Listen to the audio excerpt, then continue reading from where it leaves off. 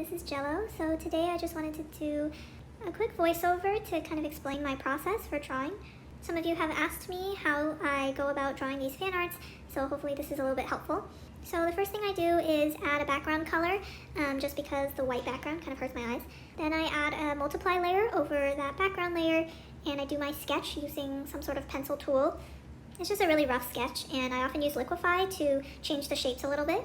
Now I'm blocking in some of the basic colors. I usually use some sort of paint brush, so like a gouache or acrylic type of texture. And sometimes I'll draw the different elements on different layers, like for example the skin, the hair, the clothes. After the base colors are down, I like to merge everything except the background into one layer. And then just continue to render everything by painting on that one layer. I know some people prefer to use multiple layers, but I'm really lazy to switch layers, so I find that this is much easier. As I'm working, I like to use liquify just to kind of change the shapes.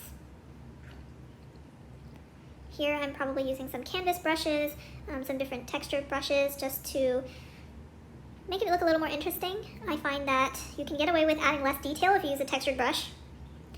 Maybe that's just my perception, but as I'm coloring, I like to pay attention to the different tones here. So generally, the lighter areas can be a little bit warmer, so more reds and oranges, whereas the darker areas can be a little more cool, so maybe some bluish colors. And the brush I'm using kind of blends a little bit, so that also helps with the shading. I know a lot of Procreate brushes don't really blend that well, so feel free to experiment a little bit and change the brush settings.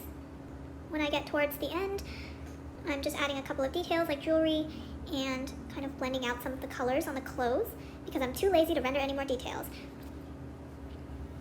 And then I'll add a layer on top and set it to overlay. That way I can kind of add a glowy effect on the side of his face. And I might also add a couple extra layers just to add some details like freckles, sparkles.